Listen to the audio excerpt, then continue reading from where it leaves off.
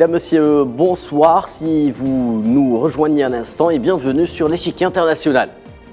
Alors que le blocage institutionnel pèse de tout son poids sur le paysage politique en Espagne, plusieurs scénarios plus complexes les uns que les autres pointent le bout de leur nez, dont celui des tractations de la droite et de la gauche pour tenter de former un gouvernement dans les prochains jours.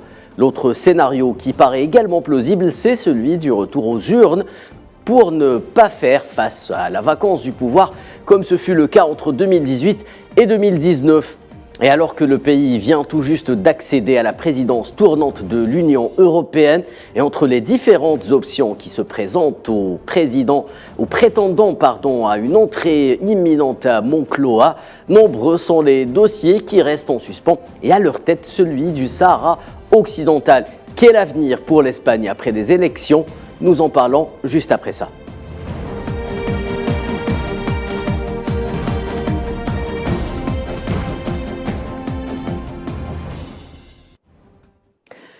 Pour poursuivre le débat autour des élections législatives en Espagne sur l'échiquier international, j'ai le grand plaisir d'accueillir sur ce plateau Hassan Qassimi. Vous êtes spécialiste des questions internationales. Monsieur, merci d'avoir accepté notre invitation. Bienvenue. Bonjour, et c'est moi qui vous remercie. Alors pour m'accompagner encore une fois sur ce plateau, j'ai le grand plaisir également d'accueillir mon collègue et confrère Sofiane Barodi. Vous êtes journaliste à 24 News. Bonsoir Sofiane, merci d'être sur ce plateau. Bonsoir, merci Khaled. Alors pour planter justement le décor de cette émission, écoutons le chef de file justement du Partido Popular, la droite, sur ce qu'il avait déclaré en ce qui concerne ces fameuses tractations, en ce qui concerne aussi la formation du prochain gouvernement espagnol. Écoutons Núñez Feijóo. Si M. Sánchez n'accepte pas le dialogue avec le Parti populaire, nous explorerons toutes les voies pour doter l'Espagne d'un gouvernement et nous le ferons dès que possible. Je le fais parce que je crois que le blocus est un scénario indésirable pour notre pays. Sofiane Barodi, je commencerai le débat avec vous. Alors avant de commenter justement ce que vient de déclarer Núñez Feijóo, pouvez-vous nous faire un petit aperçu, un petit résumé de la situation politique après 3 jours de ces élections en Espagne? Déjà, d'abord, il s'agit beaucoup de commentateurs l'ont souligné, d'élections historiques sur plusieurs plans. C'est-à-dire que d'abord, il s'agit d'élections anticipées qui ont succédé, si vous voulez, à une crise politique en Espagne, dont l'objectif principal était justement de résoudre cette crise. On est aussi sur un scénario qui voit la confrontation de courants antagonistes représentés notamment par le courant d'extrême droite Vox et à la gauche du PSOE par Sumar. Oui. Et il y a aussi, si vous voulez, une situation très compliquée parce qu'il y a des tractations assez approfondies pour éviter le scénario de blocage institutionnel qui fait un peu peur à tout le monde, vu que l'Espagne a déjà vécu. Que l'Espagne a déjà vécu en 2018, après la chute du gouvernement Mariano Rajoy, suite à des accusations de corruption. Oui. Et si vous voulez, ce qui marque vraiment l'actualité, c'est la peur, le spectre du blocage institutionnel. D'ailleurs, aujourd'hui, on a assisté à plusieurs appels qui ont, si vous voulez, souligné l'importance d'arriver à un accord de gouvernement. Même Feijóo lui-même après s'être confronté, si vous voulez, au PSOE, a essayé d'apaiser plus les choses, a qualifié le PSOE de parti d'État ou alors de parti de pouvoir, si vous voulez, parce qu'il y a, notamment, par exemple, l'association patronale principale a appelé à ce qu'il y ait un accord entre le PSOE et le PP pour éviter un blocage et pour assurer, si vous voulez, une continuité économique dans un contexte économiquement difficile. Et il y a aussi surtout… Un accord, avouons-le, loin d'être acquis, Sofiane Barodi. Exactement, c'est un accord qui est très loin d'être acquis parce que les deux formations, le PP et le PSOE, ont tablé déjà pendant la campagne électorale sur une stratégie de polarisation, de confrontation. Oui. Le PSOE a joué la carte, si vous voulez, du bloc ou alors du rempart contre l'extrême droite. Et le PP, lui, a joué plutôt une carte, on va dire, un peu populiste. D'ailleurs, même aujourd'hui, José María Aznar, à travers son TikTok, espagnol, oui. exactement, a critiqué virulemment Vox, qui est la formation d'extrême droite, qui n'a pas atteint les objectifs qui étaient astreints, et donc a appelé Rappelons que Vox a perdu environ 25 à 30 sièges de députés. Exactement, depuis 2019, Vox a perdu environ 25 sièges, ce qui est un peu une défaite d'ailleurs, et qui est revendiqué par la gauche du PSOE comme étant un grand acquis. D'ailleurs, même Sanchez, lui, a dit que l'Espagne est restée, si vous voulez, le seul pays européen qui a réussi à faire rempart à la droite radicale. Et José María Aznar, l'ancien chef du gouvernement, si vous voulez, a critiqué virulemment Vox et a appelé implicitement à ce qu'il y ait un accord de gouvernement qui permettrait justement une solution de gouvernabilité et qui ferait sortir, si vous voulez, de l'option qui était attendue, qui est une alliance entre la droite PP et Vox. Il a rappelé aussi que Vox était un concurrent du PP historiquement parce qu'il s'agit d'une scission du PP, une scission radicale qui se réclame d'un héritage qui est très controversé en Espagne, l'héritage du franquisme. Oui, oui, naturellement, vous faites bien de le rappeler. Alors, Hassan Qassemi, si les urnes n'arrivent pas à départager les prétendants à une entrée à Moncloa en Espagne, signe franc et clair de la crise politique qui règne dans ce pays depuis quelques années. Quelle est, selon vous, la nature de cette crise aujourd'hui? Je pense que actuellement, l'Espagne, comme tous les pays d'Europe, traverse une crise économique inédite et durable. On la voit bien avec une population de plus en plus hostile, de plus en plus ingouvernable. Et là, les exigences des populations vertes de leur pays sont de plus en plus fortes. Alors, pour le paysage politique espagnol, il faut dire que le paysage politique est en train d'évoluer très vite. Le Parti socialiste espagnol,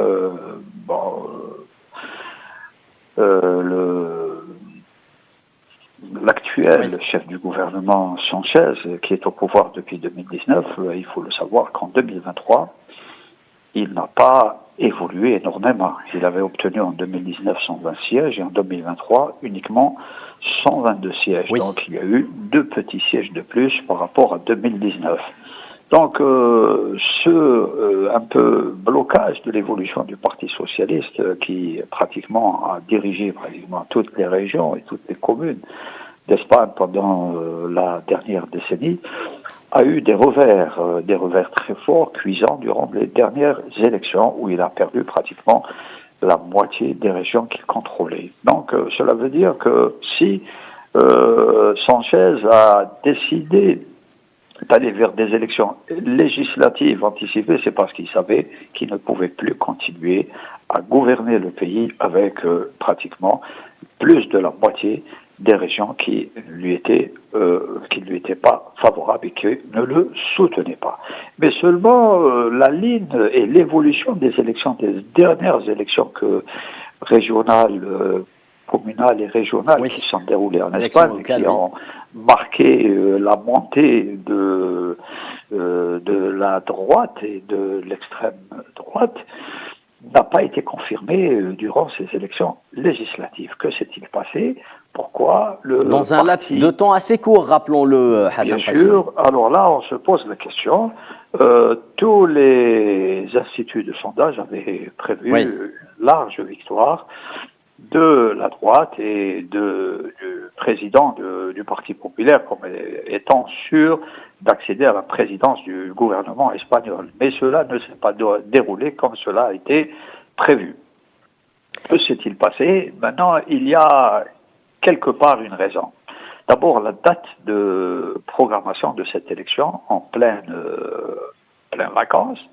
La population a été préoccupée espagnole par d'autres événements, d'aller passer leurs vacances, de s'absenter.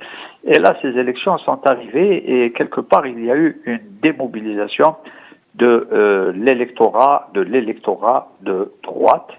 Et bien sûr, il y a eu aussi même si le taux de participation a été important, 70%. 67% à peu près, oui, rappelons-le. 70%. 70%, oui. 70%, le temps un peu plus par rapport aux dernières élections, il y a eu 3 points de plus. Donc 70%, cela veut dire que le taux de participation était très fort. Le vote par correspondance était impressionnant et c'était à peu près 2 millions de personnes qui ont voté par correspondance. Et là, on va se poser beaucoup de questions au sujet de la régularité du vote par correspondance. Et vous avez vu ce qui s'est passé aux États-Unis entre Biden et Trump. Oui. Et tout le contentieux a tourné autour du vote par correspondance. Et l'avenir nous le dira. Maintenant, pour le reste, le Parti populaire est monté d'une manière fulgurante. En 2019, il avait 89 sièges. Et en 2023, les dernières élections législatives, il est passé à 136 sièges. Cela veut dire que le Parti populaire a fait une percée fulgurante dans le paysage politique espagnol. Bien sûr, il y a des alliances telles que le parti d'extrême droite Vox, qui lui-même, par contre, n'a pas évolué et il a, par contre, régressé. Il a eu en 2019 59 sièges, et les dernières élections de 2023, il a obtenu 33 sièges. Donc c'est plus ou moins une perte de vitesse de la part de l'extrême droite.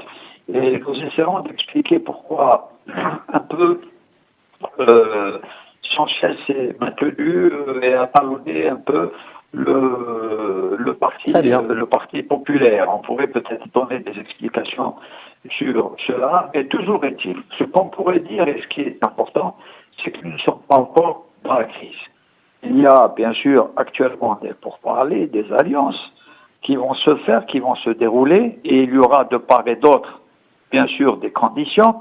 Et le Parti socialiste est déjà rentré dans la phase de négociation et de pourparlers pour essayer je dois vous le dire aussi, que Sanchez a l'intention de rester encore au pouvoir et de se maintenir. Oui. Et là, nous avons à côté le président du Parti populaire qui aussi a l'intention d'être président du gouvernement espagnol. Donc nous avons des ambitions de part et d'autre où chacun veut être président de la République et comment les choses vont évoluer. Si vous voulez peut-être tout à l'heure, on va parler un peu de tout ça et je essaierai d'expliquer quels sont les arguments qui ont été développés par le Parti socialiste Sanchez pour maintenir un score surprenant et auquel on ne s'attendait pas. Tout le monde pensait qu'il allait recevoir une défaite cuisante et ça n'a pas été le cas. Il est resté quand même dans de bons scores comparativement aux élections régionales et communales.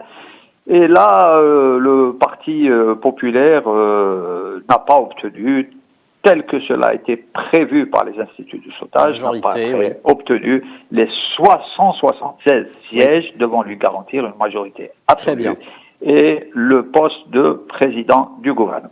Très bien, Hassan Qassimi. Alors, Soufiane Baloudi, Hassan Qassimi vient de le dire, Pedro Sanchez qui n'a pas abandonné tout espoir de rester à Moncloa, scénario qui était peut-être très peu attendu avant ces élections, mais il a à sa gauche ce parti, Sumar, qui avec ses 31 sièges et avec qui il devra composer. Quelles sont les exigences justement aujourd'hui de ce parti afin qu'il accorde sa confiance à Pedro Sanchez et au PSOE? Alors écoutez, déjà, Sumar, ce n'est pas vraiment un parti politique, mais c'est plutôt, si vous voulez, un conglomérat ou alors une alliance de plusieurs organisations politiques, mais aussi d'organisations sociales et de la société civile qui viennent plutôt des courants à la gauche du Parti socialiste espagnol, qui représentent les courants de l'écologie radicale, les courants féministes aussi, et Yolanda Díaz, qui est la figure, le leader de Sumar, qui a réussi aussi à aspirer Podemos, qui est une autre composition un peu hétéroclite et alternative qui s'est imposée dans le paysage politique après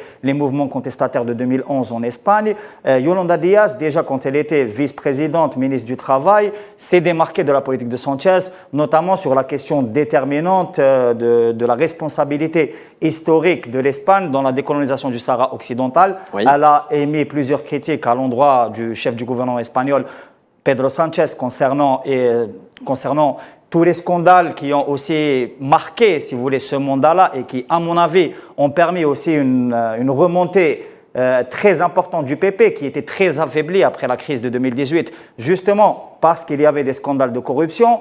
Les scandales qui se sont enchaînés autour de Sanchez, justement, oui, à mon avis, ont permis à la fois au PP de reprendre du poil de la bête et aussi ont permis à Soumar, qui pourtant dirige, si vous voulez, une alliance un peu hétéroclite, oui, de remporter 31 sièges et de maintenant s'imposer comme étant une force politique de première importance. D'ailleurs, Yolanda Díaz a parlé, si vous voulez, a abordé le fait qu'il y aurait des négociations avec Sanchez, qui a besoin du ralliement de Soumar et que ces négociations vont prendre en considération notamment les revendications et les points programmatiques de Soumar concernant, par exemple, une loi mémorielle qui est revendiquée à la gauche en Espagne. Et cette loi mémorielle imposerait, si vous voulez, déjà un engagement plus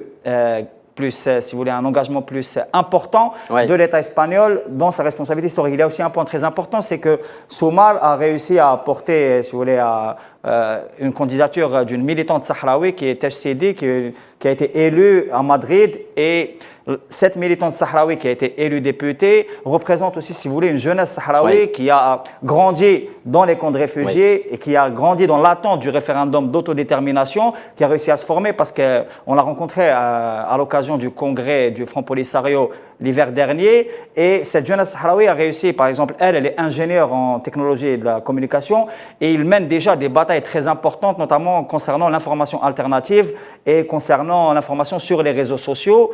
Et je pense que cette élection est très importante en Espagne déjà parce qu'il y a une partie de la société civile qui soutient fortement la cause sahraoui, et cette élection peut, si vous voulez, aussi redonner, parce qu'il y a un combat sahraoui très important, notamment dans l'exil, et elle peut, si vous voulez, remettre au devant de la scène une jeunesse sahraoui qui est très très organisée et qui porte la lutte de libération du combat sahraoui à bras-le-corps. Et Yolanda Díaz, vous faites bien d'en parler. Sofiane Baroudi, l'ex-ministre du Travail, s'est exprimé justement autour du processus menant à la formation d'un nouveau gouvernement. Je vous propose de l'écouter avant de revenir au débat avec Hassan Qassimi.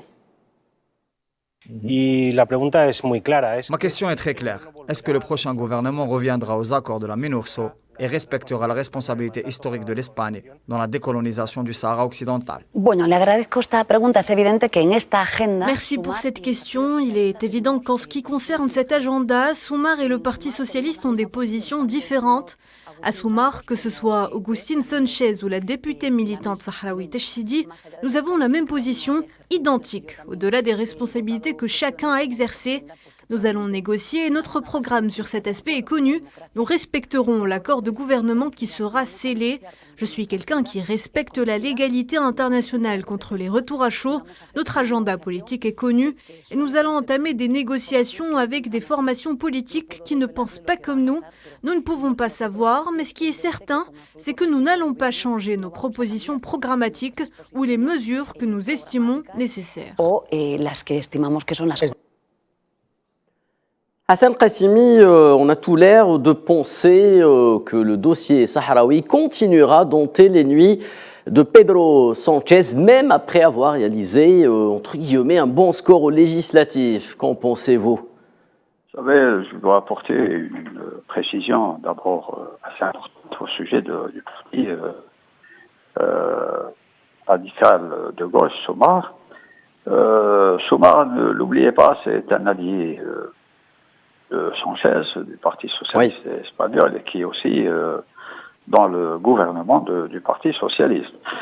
Et là, vous devez savoir que Soumar qui soutient Sanchez et Sanchez qui a trahi la cause palestinienne. Donc il faut être prudent et préciser que dans les déclarations politiques, souvent, cela ne se retrouve pas sur le terrain, parce que là, on aurait aimé que Soumar puisse contester, et la décision qui a été prise par Sanchez de soutenir contre vent et marée, contre la justice internationale, de soutenir la proposition marocaine, oui, d'autonomie du Sahara occidental sous la souveraineté du Maroc. Et là, Soumar un peu a une position qui est plus ou moins ambiguë, parce que nous entendons certaines déclarations soutenir les Sahraouis, mais de l'autre côté, ils sont dans un gouvernement et dans une alliance qui ne soutient pas les Sahraouis dans leur lutte pour leur indépendance. Maintenant, je voudrais, une fois avoir fait cette précision, je passerai à une autre idée, c'est que Sanchez a plus ou moins, en choisissant des élections en plein été, a plus ou moins piégé un peu la droite et l'extrême droite, qui n'a pas su organiser une campagne électorale aussi puissante, aussi forte que celle qui s'est déroulée devant les élections régionales et communales. Maintenant, que va-t-il se passer? Oui.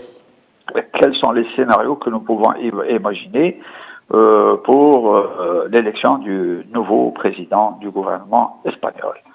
Maintenant, vous devez savoir que le Parti socialiste, qui est en alliance avec Sumar,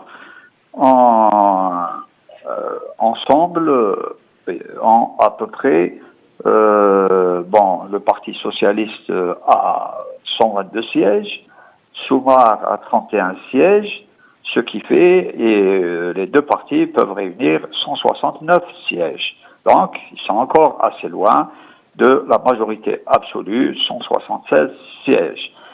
Donc, que va-t-il se passer? Maintenant, il faudrait passer au deuxième registre, c'est celui de l'alliance entre le parti de droite et le parti Vox d'extrême droite.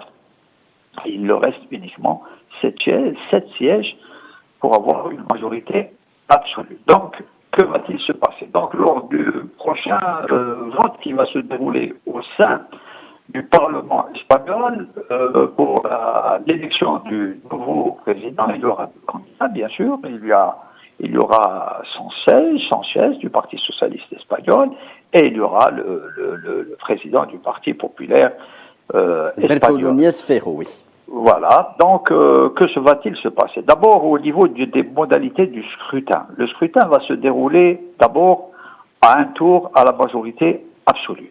Maintenant, si au premier tour, l'un des deux candidats est élu à la majorité absolue, donc le monarque va valider et va accorder sa confiance au nouveau et va nommer le nouveau président du gouvernement espagnol. Maintenant, si les deux candidats n'arrivent pas à avoir une majorité absolue, il y aura un deuxième tour qui sera organisé 48 heures après et l'élection se fera à la majorité simple et celui qui obtiendra le plus de voix sera élu président du gouvernement espagnol.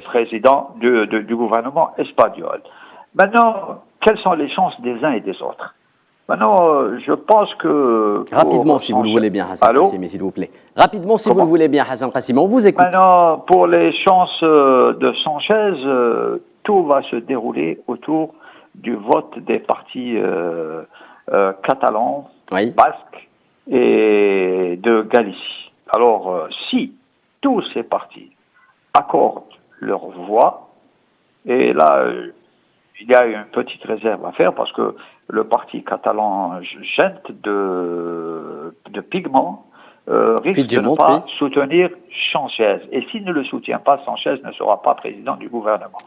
Si dans le cas où tous les partis catalans et basques et de Galicie, la Galicie c'est à l'ouest de l'Espagne, à la frontière du Portugal, c'est dans ce cas où Sanchez pourrait être réélu comme président du gouvernement. Dans le cas contraire, si ces trois partis catalans, basques et de Galicie ne soutiennent pas Sanchez, et là on ira vers une deuxième élection, et dans la deuxième élection, il pourrait y avoir un peu d'autres surprises qui seront sans aucun doute très bien, Hassan Qassimi, du Parti socialiste espagnol. Très bien, Hassan Qassimi. Il me reste juste assez de temps pour vous poser une dernière question rapidement, Sofiane Baroudi.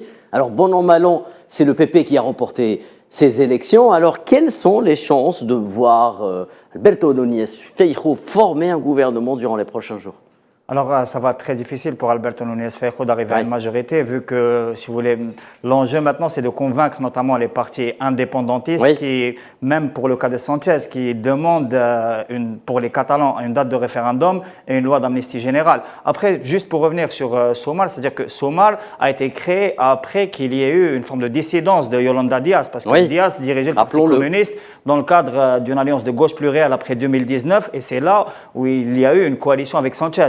Mais Díaz a qualifié l'accord entre Sanchez et le régime d'occupation marocain d'un accord avec un régime dictatorial, ce qui avait fait polémique. Et après ça, il y a eu la création de Somar, qui est un peu une alliance hétéroclite réunissant plusieurs organisations à la gauche de Sanchez. Et il y a un nouvel accord de gouvernement qui devra être scellé, qui est d'ailleurs actuellement en négociation, et normalement ce qui est prévu, c'est que Somar impose aussi, si vous voulez, des conditions, et notamment la condition sine qua non du retour à une politique d'équilibre et à la responsabilité historique de l'Espagne sur le cas du Sahara occidental. Après, ce qui est sûr, c'est qu'il y a un scénario de blocage qui est potentiel, et que même Sanchez, pour être reconduit, devra donner des garanties aux organisations indépendantistes basques, galicienne et surtout catalane, parce qu'il y a une tension importante. Il faut se rappeler que même la chute du gouvernement Rajoy en 2018-2019 est survenue après une crise très profonde en Catalogne qui n'a pas été encore résolue. Et donc il y a vraiment le questionnement de la démocratie espagnole en général,